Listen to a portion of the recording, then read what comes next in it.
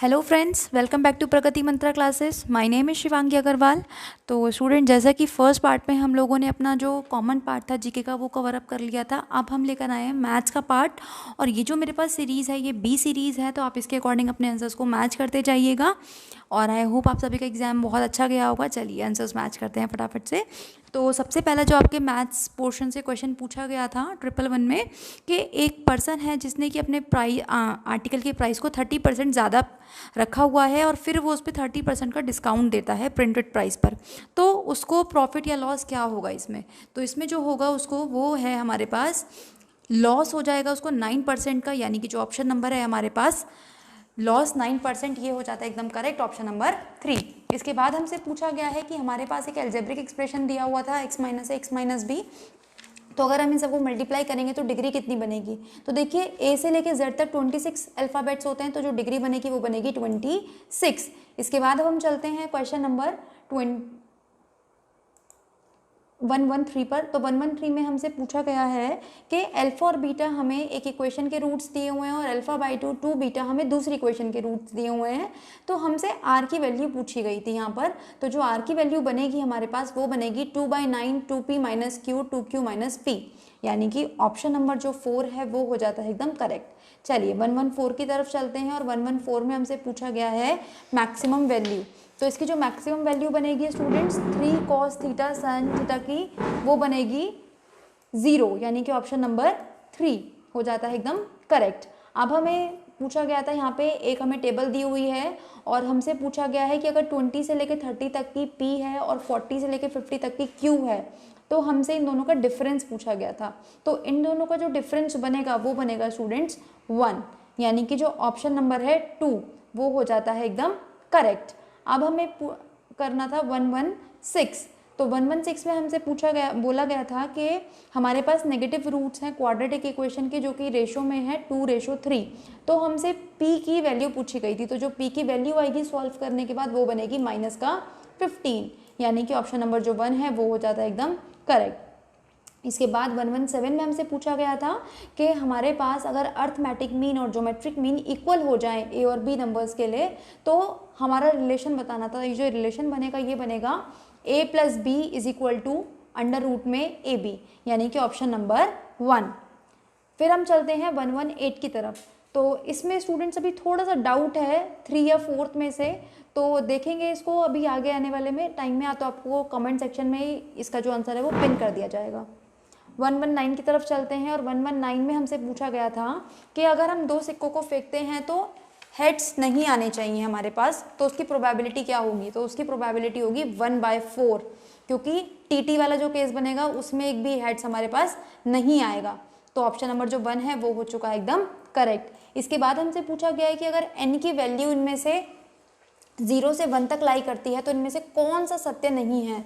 तो जो n की पावर है 100 इज ग्रेटर देन 1, ये हमारा सत्य नहीं है, ये गलत ऑप्शन है, इसलिए ऑप्शन नंबर जो 4 है ये हो जाता है एकदम करेक्ट। इसके बाद क्वेश्चन नंबर 121 में एक फिगर हमें दी हुई है और हमसे जो एंगल ए क्यू भी हमसे निकलवाया गया था, तो जो ए क्यू भी बनेगा वो बनेगा 75, यानी कि ऑप्शन नंबर 4।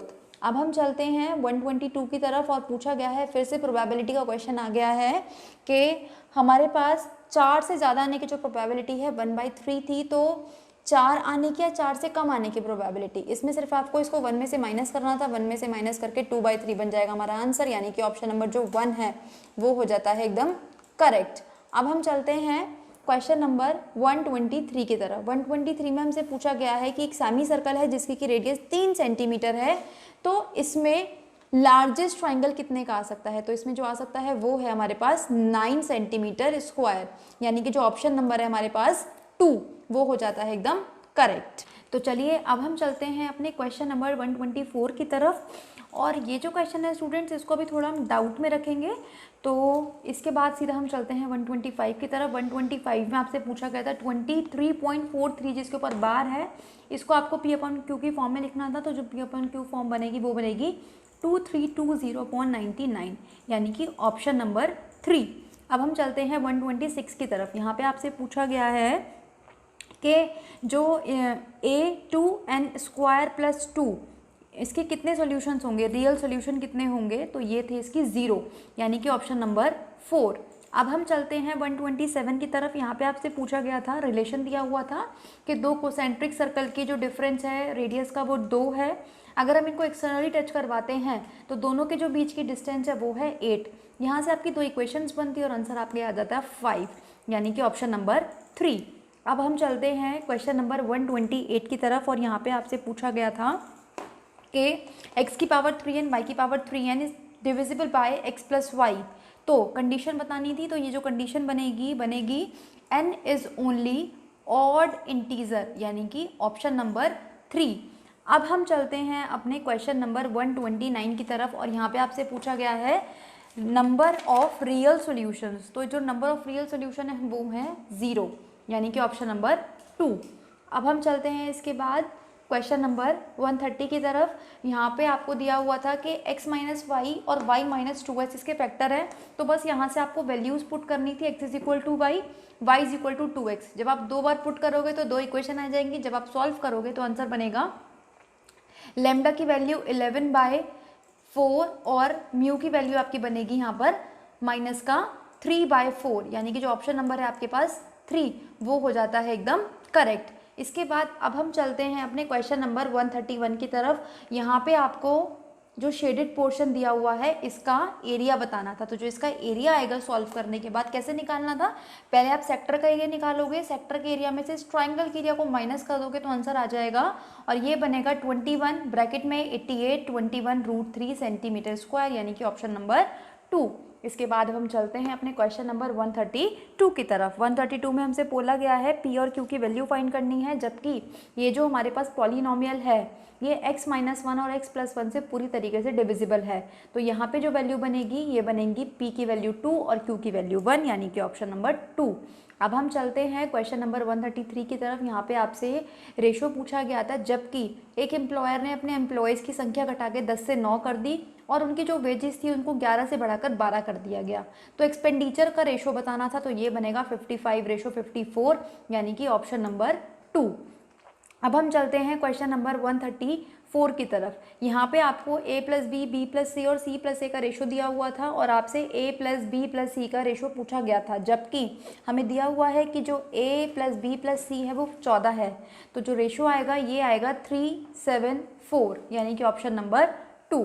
इसके बाद चलते हैं 135 की तरफ। 135 में हमसे पूछा गया है कि फिगर है हमारे पास जिसमें कि ए ओ बी एंगल 60 डिग्री है, तो हमें ए ई बी एंगल बताना था।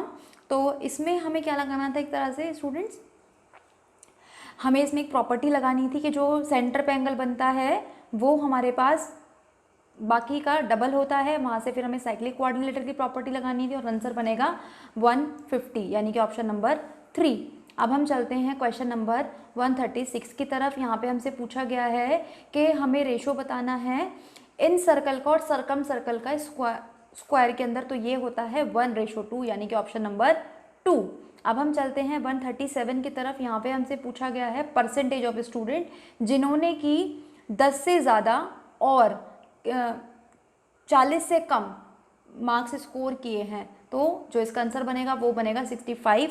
तो ऑप्शन नंबर जो आपका हो जाता है 1 एकदम करेक्ट। तो चलिए अब हम देखते हैं अपना क्वेश्चन नंबर 138। इसमें थोड़ा सा डाउट है तो सीधा चलते हैं 139 की तरफ। तो 139 में हमसे पूछा गया था कि क्वाड्रिलेटरल को बनाने के लिए हमें कितने इंडिपेंडेंट्स इन्फॉर्मेशन चाहिए, तो वो हमें चाहिए 5 इन्फॉर्मेशन हमें चाहिए, तो यानी कि जो ऑप्शन नंबर है हमारे पास 3 वो हो जाता है एकदम करेक्ट। इसके बाद अब हम चलते हैं अपने क्वेश्चन नंबर 140 की तरफ।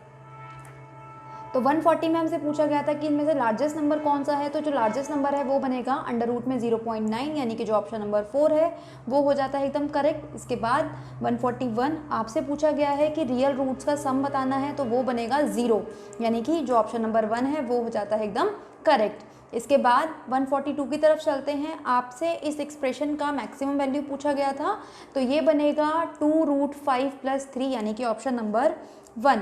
इसके बाद अब हम चलते हैं क्वेश्चन नंबर 143 की तरफ। यहाँ पे बोला गया है कि जो कॉर्ड है वो सर्कल की रेडियस के बराबर है, तो हमें बताना था कि ये जो माइनर आर्क पर कितना एंगल बनाएगी, डिग्री का एंगल बनाएगी, तो ये बनाएगी स्टूडेंट्स हमारे पास 150 डिग्री का एंगल, यानी कि जो ऑप्शन नंबर है हमारे पास 1 वो हो जाता है एकदम करेक्ट। इसके बाद अब हम चलते हैं क्वेश्चन नंबर 144 की तरफ। यहाँ पे आपको एक कोन और एक हेमिस्फेयर का जो बेस है वो बराबर दिए गए थे और आपको बतानी है उनकी रेडियस और हाइट का रेशो। तो ये बनेगा स्टूडेंट्स √2 1, यानी कि सॉरी √2 1 नहीं 2:1, यानी कि ऑप्शन नंबर जो 2 है वो हो जाता है करेक्ट। आपको यहाँ पे कुछ नेक्स्ट क्वेश्चन में फ्रैक्शंस दिए हुए थे, इनका आपको एलसीएम बताना था, तो जो एलसीएम बनेगा वो बनेगा 20√3, यानी कि ऑप्शन नंबर 1। 146 की तरफ चलते हैं और इस क्वेश्चन को सॉल्व करने के बाद जो आपका आंसर आएगा वो आएगा 0, यानी कि जो ऑप्शन नंबर 1 है वो हो जाता है एकदम करेक्ट। इसके बाद 147 की तरफ चलते हैं और आपसे पूछा गया है कि दो नंबर का प्रोडक्ट 32 है और एवरेज इनका 6 है, तो आपको इन नंबर्स के क्यूब का सम बताना था। तो ये आएगा आपके पास 576, यानी कि ऑप्शन नंबर 4। 148 की तरफ चलते हैं और हमें यहाँ पे बोला गया है कि एक डायग्राम दिया हुआ है और AB + CD किसके बराबर होगा ये बताना है, तो ये बनेगा AD + BC के बराबर, यानी कि ऑप्शन नंबर 2। अब हम चलते हैं 149 की तरफ। यहाँ पे हमसे पूछा गया है sin θ - cos θ की मैक्सिमम वैल्यू कितनी हो सकती है, तो ये हो सकती है 1, यानी कि ऑप्शन नंबर 3। अब चलते हैं 150 की तरफ। लास्ट क्वेश्चन हमारा मैथ्स का रहेगा ये, और हमसे पूछा गया है कि 21 वर्कर्स 25 डेज में वॉल बना सकते हैं, तो 14 वर्कर अगर और आ जाएं तो वो कितने दिन में इस वॉल को बना पाएंगे, तो ये बना पाएंगे 15 डेज में, यानी कि ऑप्शन नंबर जो 3 है वो हो चुका एकदम करेक्ट। तो आई होप आप सभी ने अपने आंसर्स मैच कर लिए होंगे। आंसर्स को मैच करने के बाद कमेंट सेक्शन में ज़रूर बताइएगा कि आपका स्कोर कितना आ रहा है। मिलते हैं इसी वीडियो के नेक्स्ट पार्ट में। All the very best.